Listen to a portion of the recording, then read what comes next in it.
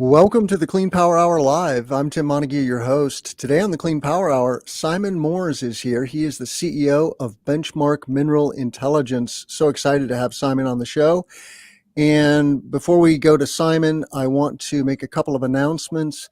We have started a monthly webinar. You can check out those events at cleanpower.group. And I love to hear from our listeners about what topics are of interest to you, both for the podcast and the webinars. All of our content is available at that website now. If you go to the podcast link, so cleanpower.group is your main link to all of our content now. But we also have a website for the show, cleanpowerhour.com. So check that out. Give us a rating and review on your favorite audio platform and subscribe to our YouTube channel, where all of these videos end up. With that, I will welcome welcome John Weaver, commercial solar guy. You're going to have to change your name, John. Sorry. Well, I like my name, but it's, commercial solar guy. We'll keep it there. I could change it to John, but who cares about John? John's a good name. But you do have a resemblance. You have a resemblance to Mr. Clean if you would ever take your hat off. Sort of. I shortened the hair last night. It was getting a little long. You could see it a little more. I think it's a good look. It's a good look on you, man. I like my Hanover College hat, though. I got to, show off the college and everything. It's a different hat. I got some scars on my head for cooking. We got this big metal thing over the stove, and dang, I just banged my head on it. So, maybe it's good to protect my skull. But something's more important, Timothy. I know, we have a really cool person on the show. I'd love to talk about my stuff, but I'm going to have so many questions for Simon that I want to elbow you into starting bothering Simon so we can just extract all the without further ado, Simon Moore, CEO of Benchmark Mineral Intelligence. Welcome to the show, Simon. Nice one. Thank you, Tim and John. I appreciate being here. It's going to be a interesting conversation, I think. A little bit different for me, which is good. Good. We're going to ask a bunch of questions, and you got to answer them because, we're very needy for knowledge and data. Thank you. That's good. Look forward to it. Let's set the table just a little bit. For anybody who does not know, we are on the doorstep of a massive electrification of transportation. This is already well underway in Europe and China. 80% of new car sales in Norway are pure EVs. Here in the US, we're limping along at 2%, but the day is coming in 2025 to 2030 when all new cars are all of a sudden going to be pure EVs. And that means lots and lots and lots of lithium-ion batteries. That is the dominant technology today, which means lots and lots of lithium mining. And so we're going to talk about this chain of the supply chain and market trends. And it's good, bad, ugly. It's exciting on the one hand, right? Because we can greatly reduce our carbon footprint by electrifying transportation. That's very important. We need to reduce our carbon footprint by 40 gigatons per year. It is no small task. And transportation is 30% of that. So it's a major, major chunk. If we could just get rid of ICE engines, we could make a big step in the right direction. So that's the context. And with that, Simon, please tell us a little bit about Benchmark, why you created the company, and if you've pivoted along the way, how have you responded to the evolving market? Yeah, so quite simply, Benchmark Mineral Intelligence, full name. We're an independent publishing company. We collect data purely on the lithium-ion battery supply chain. So we spend all our time speaking to those that mine key battery raw materials, those that refine it, and the guys ultimately that make the battery cells. We collect this data and we sell it in various formats, subscriptions to our databases, our market trackers. We do consultancy for industry, government, and many other actors like investors. And we do events as well. So kind of classic publishing model, but solely focused on the supply chain and really becoming expert and detailed in this lithium-ion battery vertical.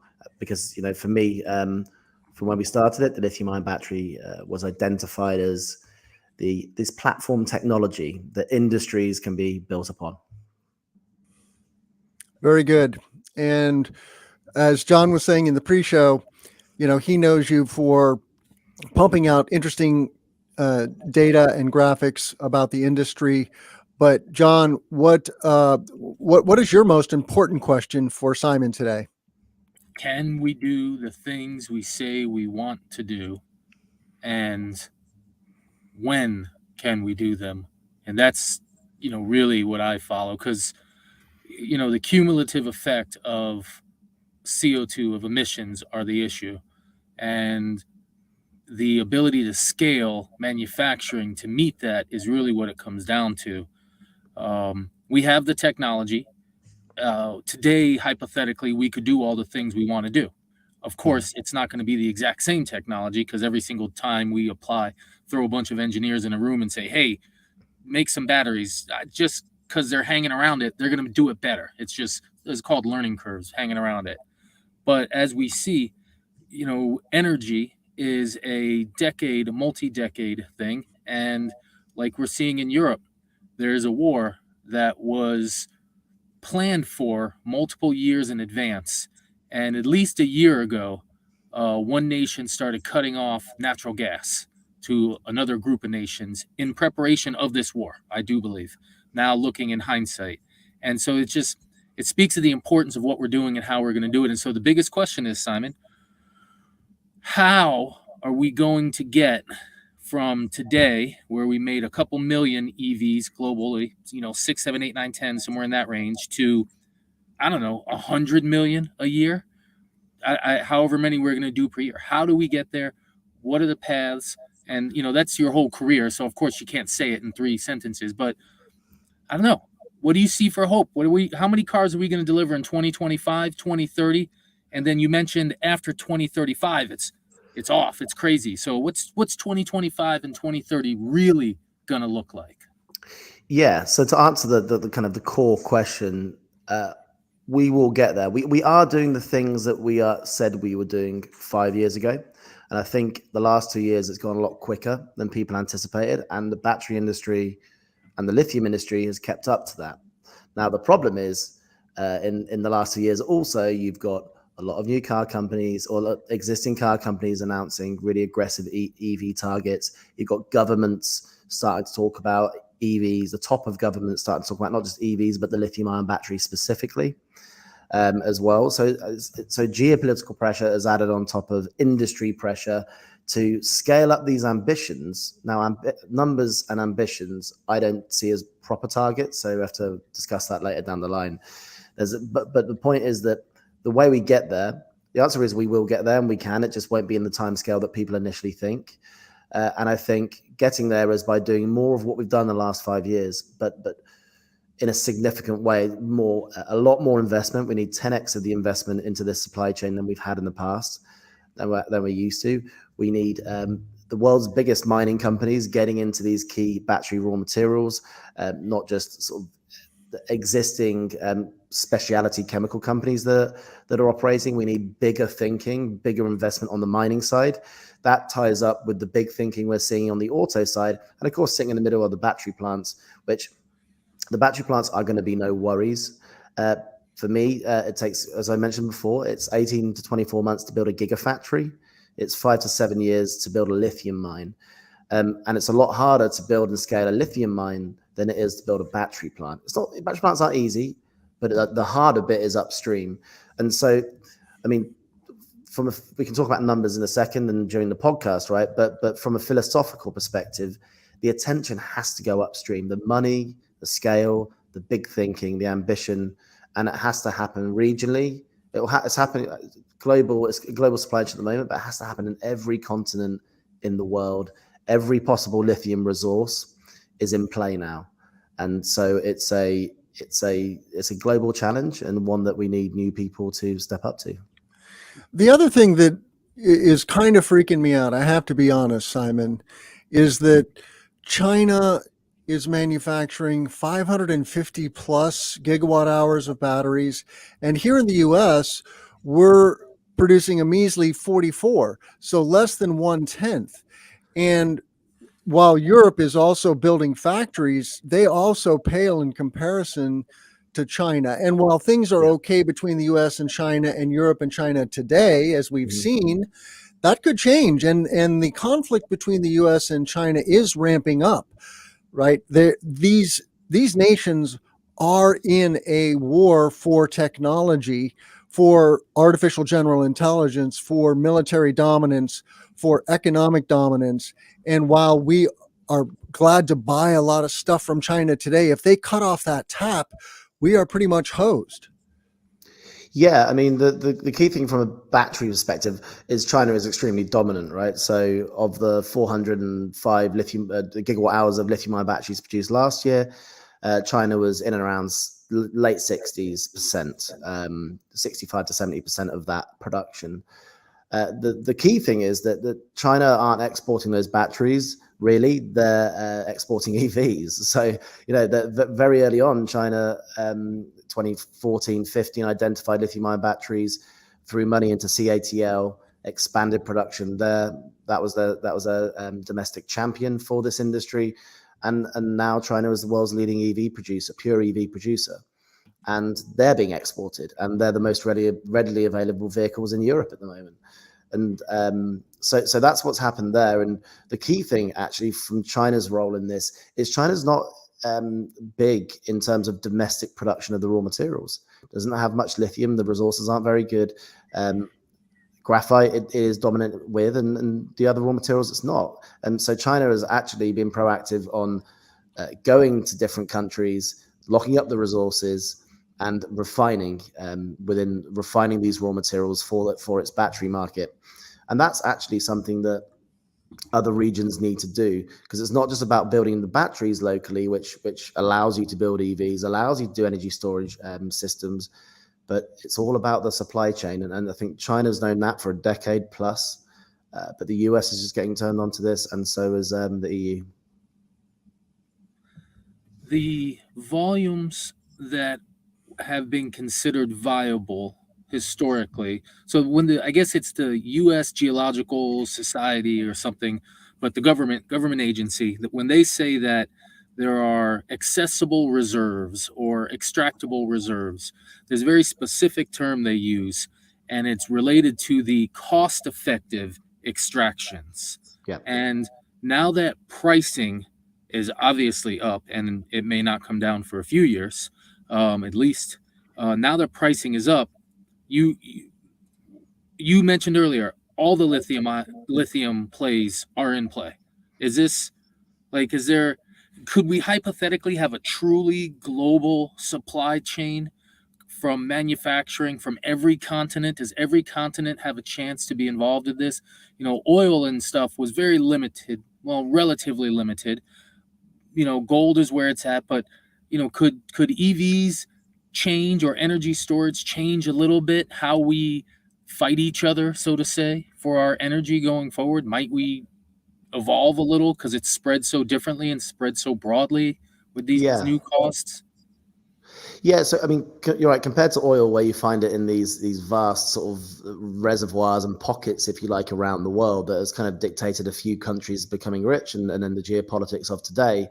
With lithium, it's everywhere. Okay, we're talking about an element that's locked into many different forms of rocks and liquids around the world. Now, the question is, which comes down to grade and the reserves and resources question that you brought up, is what percentage of lithium is in that water, that seawater, or the continental brines that you see in the salars of South America, the Chile and Argentina, or clay, lithium locked in clay, or spodumene hard rock that you see in Australia, which is the primary hard rock resource that China relies on. The question is how much lithium's in there, and a function of that is the cost of extracting it and making it into lithium carbonate and lithium hydroxide. Usually if there's less lithium by grade, then it very simply is going to be more expensive to get out. Now, it really depends on the many processes that you could employ. And one really interesting thing, which is the great hope for lithium, is this DLE process, that direct lithium extraction, where it's actually skipping out a big solar evaporation stage that they do in South America by using new technology, new extraction technology. This is something that the US is exploring in California at the moment, but it's new, right? So the most important thing for lithium in this industry, for battery makers and automakers that are buying lithium, is you can only guarantee commercially proved ways of extracting lithium for the next 5 to 7 years. Spodumene supply chain, continental brines from South America. Now, extraction from clays is coming, this DLE is coming, but if you're banking on 5 years' time that your lithium that you're going to need for these 2 million vehicles, you should be erring on the side of the commercially proved technologies and resources. The problem with those is those resources and those ways of making lithium are run by big companies that aren't being aggressive enough in expansion. There's many reasons for that, but it's an interesting and moving feast. It's not as simple as there's lithium, we can go and get it. It doesn't matter. It's a world unto itself. That's we think about learning curves a lot because of solar, and of course we learn about the official one, Moore's law, which everybody loves. But solar had one. I think we call it Swanson's law. Does first off, does the lithium ion or energy storage supply chain have its own cool name for its specific learning curve? Is there the Moore's curve out there yet? Do we have that one? Should be. I like it. Let's use it. Should we brand it and put it on Twitter? Done. We're doing it. Yeah, I like it. Well, actually, it's a good thing on the price of batteries, right? You can Google the cost of production of lithium-ion batteries going from like $280 or $1,000 a kilowatt hour back in the early 2000s to now about $115 a kilowatt hour on average, right? And you look at that and go, it's come down. But you look at the last 4 years when it really matters, when we've been in this gigafactory era, producing batteries at scale for EVs. That's only the last 4 or 5 years. So when you shrink this chart down 4 or 5 years, the curve is flat. This kind of improvement curve is flattened. It's still dropped. And until really the last sort of year, it was still going down. But the one thing we're warning about is the closer you get to this $100 a kilowatt hour mark, the more you push down the cost of lithium-ion batteries through improving the way it's produced, making it at scale. You always come to the bedrock, the limiting factor of these things. And the limiting factor always is your raw materials. Up to 80% of lithium-ion battery are minerals, metals, and chemicals. So ultimately, your cost and your ability to produce these things is going to be wholly reliant on your ability to produce, to get your hands on these raw materials.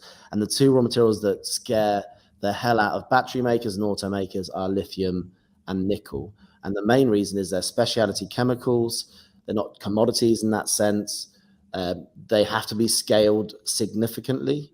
And you can't do without them, really. Certainly you can't do without lithium, especially as we move towards expand into, I don't like shifting away, but expanding into LFP chemistries, these iron-based chemistries, which are now on the radar as well.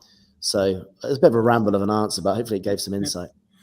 But do you see, we used to think that the price of polysilicon would never go down. It was at 50, 60. At some point, it got up to like $400 per kilogram in like 2012-ish when we had this run-up in demand.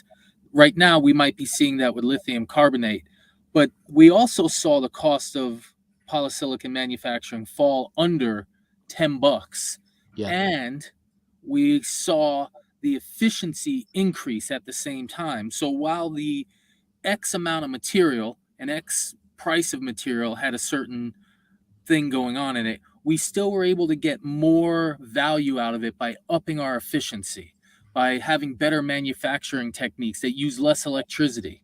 Do you see, you mentioned that there's new techniques of potentially extracting lithium from waters. Maybe these are the brines we're talking about at the Salton Sea. Can this stuff, like, are we going to get hamstrung at like 60, 70, $80, or is there a chance of getting down to 10, 20, 30 per kilowatt hour with multiple increases in knowledge, techniques, better, what's the bottom floor for pricing in weird worlds where we figure out this and that and this? Yeah. solid state batteries maybe actually come about at a good price, that type of stuff. Yeah, so I'll get onto the cost thing at the end, but a really interesting comparison you brought up with the solar supply chain, right? Polysilicon to make solar panels, the PV solar panels. That's your guys' world, not mine, really. But hopefully, it'll be in my world sooner rather than later. On your house, good. We'll help you. Let Yeah, Tim yeah. know. Let me know. We'll help you. Yeah, excellent. That'd be great because we're looking into this, right? Good. But the polysilicon thing's interesting. It's a big difference. So I think with polysilicon, there's two things. One, it's one supply chain. So it's you really have to worry about getting silicon or getting the polysilicon to then make your product.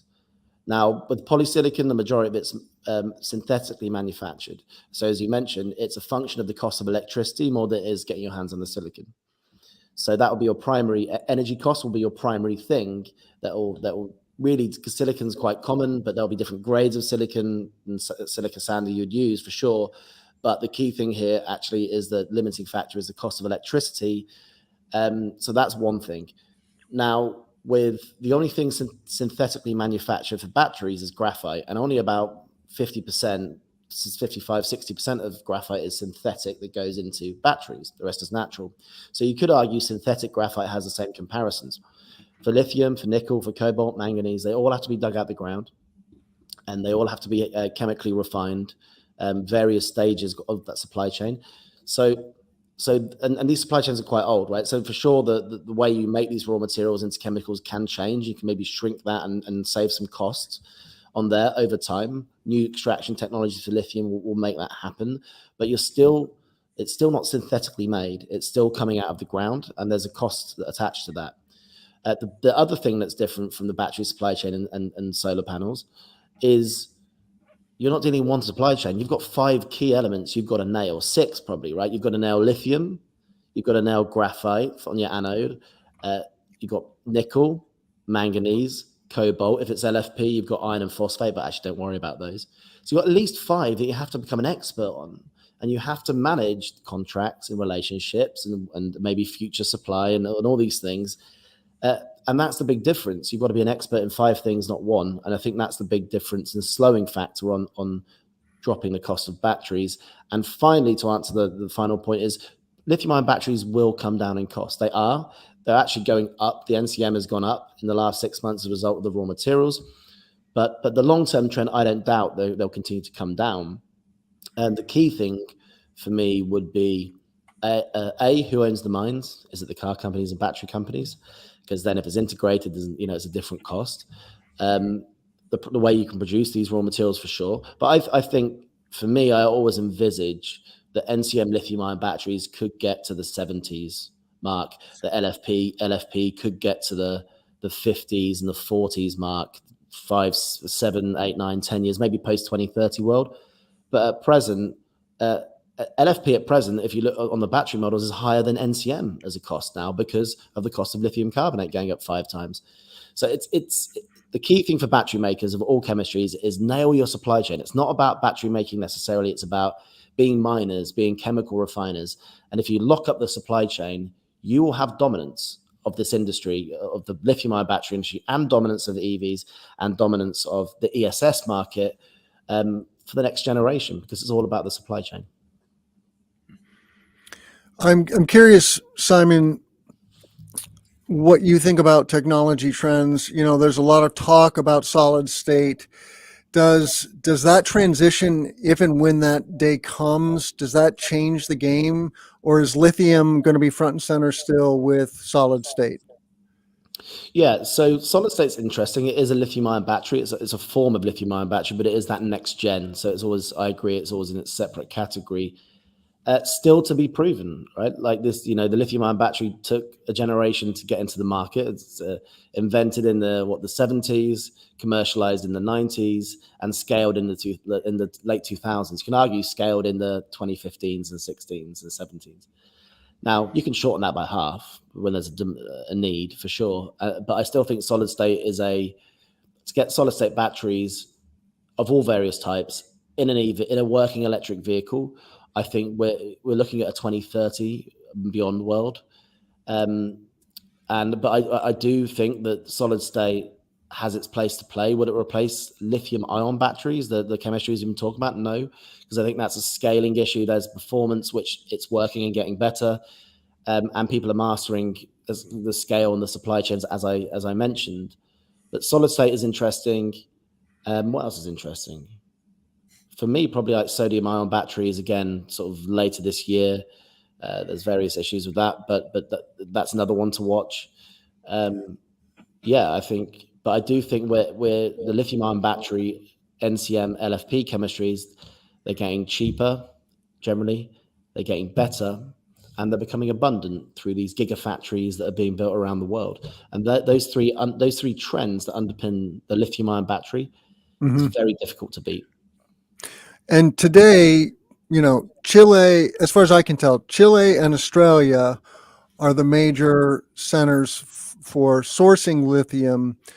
The U.S. has reserves in places like the Salton Sea.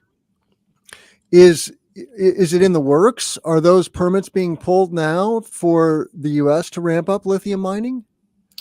Yeah, well, the US, I mean, lithium mining for US is a brand new thing, really. Even though they did it back in the what was it? Must have been 50s, 60s, 70s in Nevada at Silver Peak. But really, the lithium mining is new for the USA, and it really is a case of all these assets are building now, but again, for a 2030s world, really. If you're building a battery plant, or if you're an automaker in the US now, you shouldn't really expect big volumes of lithium to solve your supply problem from the USA, right? You have to go to the traditional hubs, which are expanding. That's Chile, that's Argentina, that's Australia. And you have to go to these hubs and lock up long-term supply agreements, which are pretty much guaranteed supply for your product. You then also need to invest in the mines of tomorrow, which are happening in the USA, which are happening in Europe, happening in Canada. They need investment. So it's a case of playing both, but make sure your eggs are in the safer basket if you really want to make batteries and EVs. But make sure you put 30% of your investment and your focus on the new mines. Otherwise, we're not going to have enough. Are we going to have enough? We will. We talked about this. 2035, off to the races. 2030, we'll see, right? Yeah. I mean, I foresee the next, from now to 2035, as this kind of like volatile kind of thing. And every chart you'll see, whether it's pricing, production, EVs, it will look like this, right? But the line will look like this, the trend line. So it will be up, up, and up, and the rate will increase. The lithium industry has increased 2.5 times in its size in the last 5 years. That's incredible for any industry to really 5 years. That's incredible for any industry to increase nearly 3x in a 5-year period in terms of its output. But it's not quick enough. It needs to go twice as fast. And another key stat that I like throwing out is lithium-ion battery demand on average. I hate doing compounded averages because nothing goes in a straight line, right? Not even a rocket goes in a straight line. And definitely the battery industry, the rocket's like that, exactly. And so the lithium-ion battery industry compounded average to 2030 is growing at about 25% CAGR compounded a year. But the lithium side is growing at 12, 13, 14%. The key thing is that the battery side of things is now expanding quicker than the lithium side as well, for various reasons. As I mentioned, it's a case of investment. It's a case of that mining works. It's just slower. And so we call it the great raw material disconnect. Bless you. We call it the great raw material disconnect of mining companies and chemical guys that don't speak the same language as battery guys and auto guys. And they live in really different worlds. Like this one's much quicker, the car and the battery industry, or certainly the battery industry is much quicker, and then the mining is much slower. So the great raw material disconnect is something that has to be addressed. And do you see the auto companies like Tesla getting completely vertically integrated? Because they have made noise about locking up some resources in Nevada, I think, for potentially mining lithium. Is that going to become a reality? I actually think it probably will do now. If you asked me that a year ago, I don't think it would have happened. But I think car companies now, EV makers, Tesla, VW, those guys have to invest hard currency, not just with contracts, but hard currency, proper money into building new mines. Simple as that. Lithium mines and nickel mines, especially. The reason is it's not going quick enough, and the reason is going to be increased competition for supply. Everyone's going to be scrapping for the lithium and nickel that's not expanding fast enough. There's more car companies wanting batteries. There's more battery makers wanting to make more batteries for the car companies. Yet there's not the same expansion and interest on the mining side. I think companies like Tesla will have to get into mining. They've already said they want to build lithium hydroxide, which is lithium chemical refining, in Austin. So they've got a plan to do that. I don't believe the plant started construction yet. They've got a plan to make their own cathode material. I was visiting Northvolt, which is Europe's next biggest next new battery maker in Sweden. I was out there 2 weeks ago. They're also making their own cathode on site. So having a battery maker make the cathode and then the raw materials. Certainly the battery maker and the cathode was quite rare, but they're starting to go upstream. And I think as soon as this kind of the next 2 years unfolds and battery makers and car makers realize they're not going to have the supply of raw materials they need, they're going to have to invest in mining. Not necessarily mine themselves, but they're going to have to own 50% of a mine and get someone else to do it. And I just can't see any way around it. Do we have the talent, the management talent, and the machine manufacturing talent that can move forward quick enough? If Tesla says, okay, we're ready to open 3 mines, let's start step number 1, which will be environmental surveys. Do we have the teams globally that can spread out from these big mining groups that steal some talent and build it up? Yeah, definitely. I mean, the mining talent around the world, especially in countries like Canada and Australia, these big mining hubs, it's there. The talent to build the mines is there. The biggest problem actually isn't the mining side; it's the chemical refining, and building a lithium hydroxide plant or a nickel sulfate plant, and making a product that's consistent with the right quality to be used in batteries is harder. And the problem is the new lithium hydroxide plants will be cropping up around the world, but they won't be able to make initially for the first 2-3 years probably make the exact quality of product they need. There's going to be so many ups and downs, much like a battery plant. So, for example, it took the Gigafactory around 2 years to be built, 2 years, 3 months, I believe, to be built. This one in Nevada, Gigafactory 1. But it took 2 years, 8 months to scale to capacity because of the problems it had. So you can build these plants, and sound good on capacity, but getting real world supply is a different kettle of fish. Are there any countries who've made proclamations of X% of new cars being EVs? Are there any countries that are a little too aggressive and just are not going to hit that goal because they've set the pace? All of them. Come on, when politicians say these things, no one should really expect they're going to get there, right? But I mean, the UK, where I live, I'm based in London, have said that they want all new car sales to be electric, I believe, by 2030. And I double checked this. I was like, I remember them saying it. I didn't think they were that serious. But certainly I thought it might be 2035, but apparently it's 2030. It's not in law. It sounds good. But, I think the upside of what the UK government are doing at the moment is they've hired Benchmark and me to be on a critical minerals panel. The same with the US as well. So the good thing is these governments are setting up specific committees to talk about critical minerals. The second good thing is it's not really about minerals anymore. They're actually talking about supply chain. So as soon as governments start getting in tune with, we want EVs, and they instantly connect it to mining and instantly connect it to building a supply chain, and then doing that domestically, this is a good sign, because I think eventually they're going to realize industry isn't reacting quick enough, and we're going to have government money funding a big chunk of this, kind of like the New Deal type thing in the US. what was it, back in the 30s? Was it 30s, 40s? 30s, 40s, yeah. Same thing. I actually think we're going through a different era like that. So my takeaway so far, Simon, is that you're actually fairly optimistic for the long haul. There's going to be some bumps in the road during the ramp up in the next 10 years. But what is it that keeps you up at night? Where does the industry as a whole, meaning the EV makers, the battery makers, and the mining industry, where do they really need to wake up and or modernize or collaborate? You talked about this.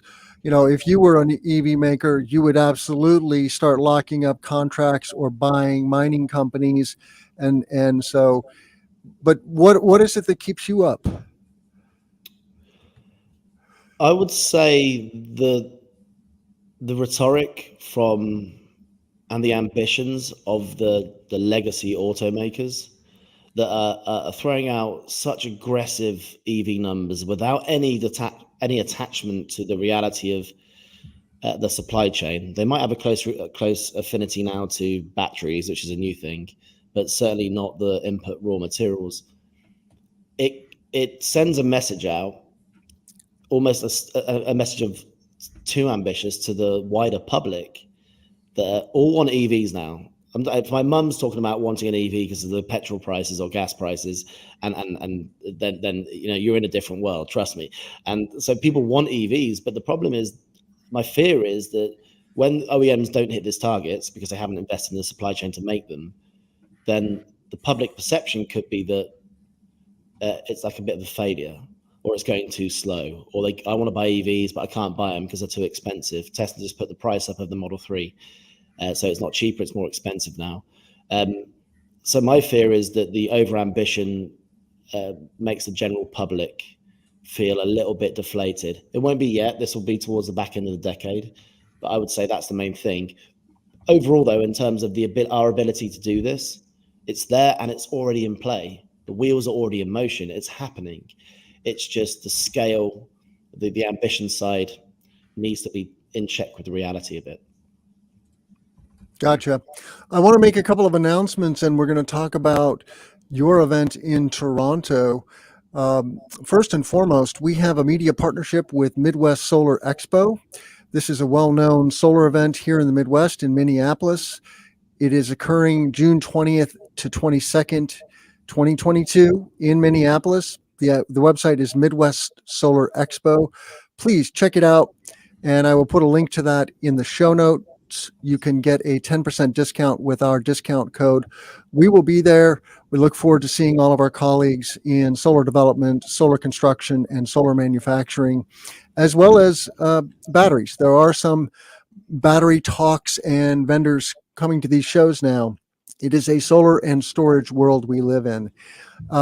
Check out all of our content at cleanpower.group. Go to the podcast tab, and you will find links to all of our content. And then right there on the homepage, links to our YouTube channel. Please subscribe to the channel and follow us on LinkedIn. Simon, you have a world tour event happening in Toronto on April the 26th. It's a free all-day event at the Omni King Edward Hotel. I will put a link to this in the show notes, but what is this event about and who should be there? So this is what we call the Benchmark World Tour, which actually we started the business with this World Tour. It used to be a half day. It's now a full day free event. We go to all the key cities in the world, mainly financial hubs, and put on a whole event for free to educate people about the lithium-ion battery supply chain. We've got benchmark keynotes there. We've got mining companies on the supply chain, the different actors throughout the whole supply chain, just to talk about what they're doing and talk about the industry direction. It's kind of almost a live version of this with 6, 7, 8 speakers, and it's free as well. So usually people are quite surprised when they come away and say they've got such a download of information for free, but it's also helped turbocharge our business around the world. So yeah, Toronto, the first Benchmark World Tour in 2.5 years because of COVID. It feels so good to be back. And are there other events that Benchmark is doing in 2022? Yeah, there will be. So we're planning them at the moment. We actually have our first in-person event in Berlin in 2 weeks, the 22nd to 23rd of March. We're calling that Battery Mega Factories Europe. It will soon be branded Gigafactories. But we're starting this. This is a pay-for event where delegates pay to attend. It's similar to the World Tour, but more in depth, more focused, and it's over 2 days. And we are rolling out a series of global battery gigafactories events where it puts the lithium-ion battery and these supersized battery plants at the heart of the discussion. So, for example, other events might talk about lithium supply and have sporadic kind of presentations to try and piece everything together. But I wanted to talk about the gigafactories because that's really what kickstarted the whole thing. And actually, how many of these battery plants are going to be real? What's the capacity by when? How many raw materials they're going to need? How many EVs can they make? But if you put that at the heart of discussion, you can have a much better conversation. So we're going to do this in the USA, in Washington, DC in May. In June, actually. We haven't announced that online yet. We're going to do it in Indonesia, Jakarta, the home of nickel. In October, that's Battery Gigafactories Asia Pacific. We're going to do it in the UK as well, and we're doing it in mainland Europe. So this is part of my global ambition. Finally, we do have another event, which is called Benchmark Week, and that's in Los Angeles in November. That's our all singing, all dancing, traditional 1 week conference. All of this, though, is going to be on our website over the next sort of 2 months. Just go benchmarkminerals.com, click the events tab, sign up for our free newsletter. There's a button at the top. It's brilliant. And you get all the information from there. Very good. Very good. Looking forward to, will you be in Toronto yourself? I don't know yet, right? So let's assume I'm not going to be just because I have to be to other places at the same time. Yeah. I might be, but I'm not going to be on the agenda, but there's a good chance. I'm working out my diary as we speak. Gotcha. I'm planning to attend that event. It is quite close to me here in the Midwest, though. Looking forward to that. Well, I don't know what I don't know what I don't know, and John doesn't know what he doesn't know either. So I think, Simon, it would be great if you would tell us as clean energy professionals and as a clean energy industry, what else do we need to be asking about and thinking about to inform our audiences? Supply chain, right? So, I mean, with your industry, I would argue that a big chunk of it is lithium-ion battery dependent. The energy storage revolution. You might look at other battery technologies. I get that, but the lithium-ion battery is so crucial. And I understand that hasn't happened yet in the let's say the ESS market globally, but it is there and it is growing. It's just where EVs were back in 2015, right? And we're 2022. I always think when you think about the lithium-ion battery, when you think about the future of your industry, think about the supply chains that feed that platform technology, that feed that thing that your whole sector is dependent upon. And I'm talking about energy storage here, not energy, I guess, generation.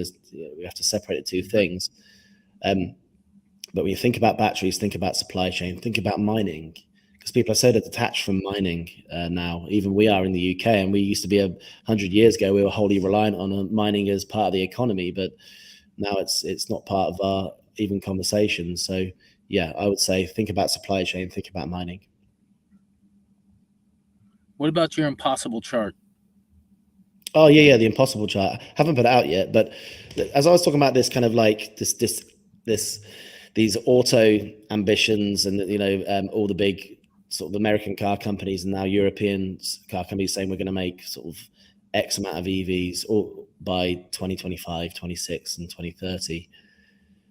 So many of them are announcing these goals that we're getting to a stage where it's impossible for the lithium industry, for example, to make enough product for all of it. Now, we've always had possible, probable, maybe, because in theory, the supply on paper or the new mines coming through on paper added up to the number of demand. But now the demand's gone so crazy in the last 18 months that actually, if everything came on as we stand, you've got a bigger chunk of this layer of impossible demand on top. So as an automaker, you got to make sure you don't fall into that impossible bracket on this demand chart. And again, it comes back to a function of it takes 5 to 7 years to build a lithium mine. It takes 24 months to build a battery plant. It takes maybe 3 years now to build an EV, providing you got the platform, right? So it's just my thoughts. What percentage is impossible at this point? 5 or 30? Oh, good point. It's probably around 25, 30%. Quarter of it. 5. It's close to the 30. It's a jump, right? So we're working out the number. We'll put it on Twitter, actually. I want to do the impossible dream story. The impossible dream is my team is Manchester United, a football team, and Sir Alex Ferguson won the treble in 1999. They called that the impossible dream, and I think this is going to be my title for a blog on this thing. Send it to me. We'll get it on PV Magazine. Without a doubt, got to cover that. All right. Well, what I'm interested in the long term is understanding how solar is going to benefit from the car vehicle growth or car battery growth while being the little brother to the cars. Because everything I'm seeing says that cars are going to steal 95% of the capacity, and we're just going to have to realize we're second tier, but we're going to benefit significantly from the learning curves, the growth, the manufacturing, the mining, etc. And our breadcrumbs from the EVs might be really big, well-designed, cost-effective breadcrumbs. And if you start to do further research and do more focus on the ESS side, us solar, because I build solar, so that's in the long game, we really want to see how that evolves too. So make sure you don't forget about us. Yeah, well, I've got some numbers actually. It's really interesting, right? On 405 gigawatt hours of total battery production or supply, let's say, last year, of which pretty much all of it was taken, or all of it was taken. EV was about 300 and ESS was about 20. So you're more than an order of magnitude smaller.